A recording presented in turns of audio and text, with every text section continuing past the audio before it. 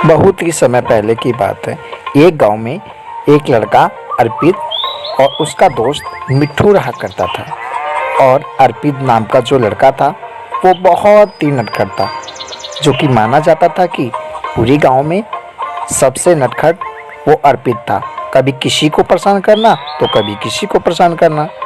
और उसका जो दोस्त था वो था मिट्ठू। और वो मिट्ठू को हमेशा अपने कंधे पे लिए रहता था और कभी भी वो कहीं अकेला नहीं जाता था। परंतु वो सुबह जब भी सो के उठता था, कभी किसी को छेड़ना तो कभी किसी को छेड़ना, क्योंकि उसकी वो बचपन से आदत थी।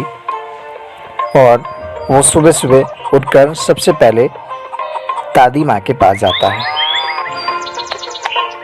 दादी माँ, दादी माँ, दादी माँ, आप कहाँ हो? दादी माँ, दादी माँ, मैं सुबह से मैंने कुछ नहीं खाया है, क्या आप मुझे खाना खिलाओगी?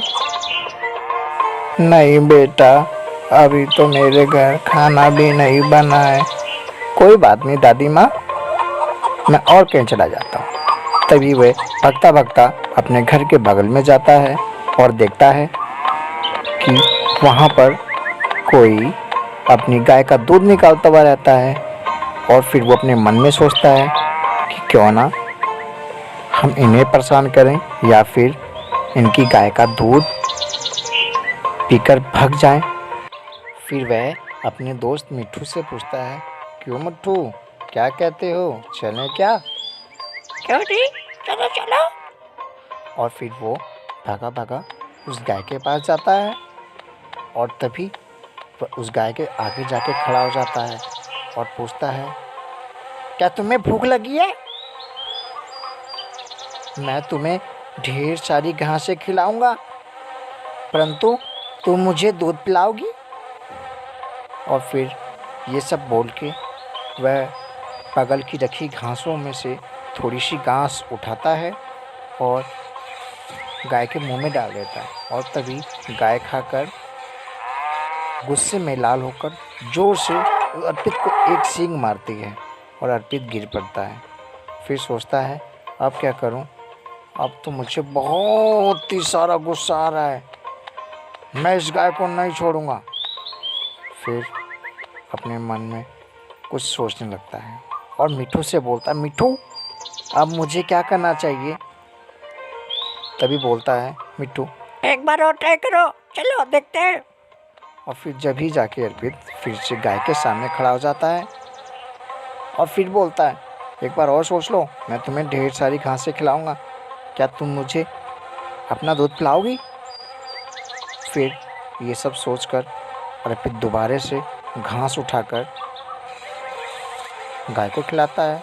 फिर गाय गुस्सा हो जाती है और जोर से एक जमा के देती है अर्पित को ढेर देनी।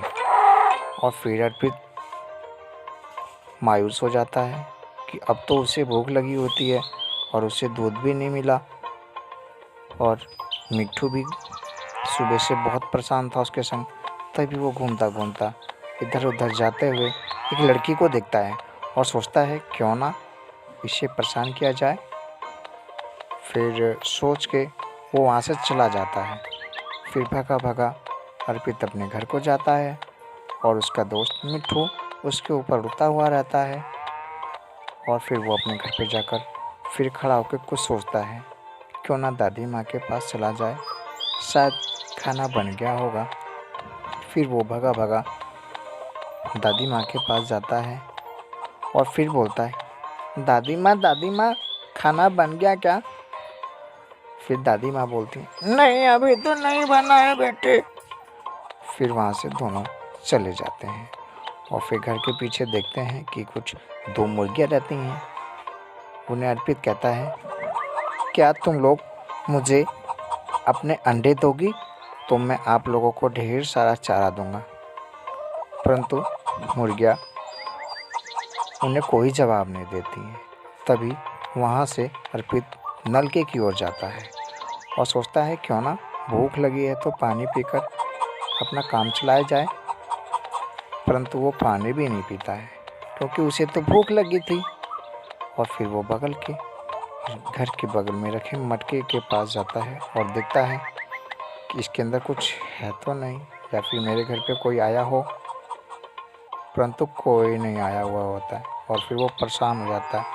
तो बच्चों, कोई कहता है ना कि आप दूसरों को परेशान करोगे तो आप भी हमेशा ऐसे ही परेशान रहोगे। इसलिए हमें किसी को परेशान नहीं करना चाहिए और हमेशा सबके संग अच्छा व्यवहार करना चाहिए, ताकि जीवन में कोई आपको गलत ना बोले, ना गलत समझे और आपको जीवन में कभी किसी दुख का सामना ना करना पड़े, क्योंकि माना जाता है ऊपर वाला सब देखता है। ठीक है बच्चों, अपना ध्यान रखना। मिलते हैं अगले वीडियो में। धन्यवाद।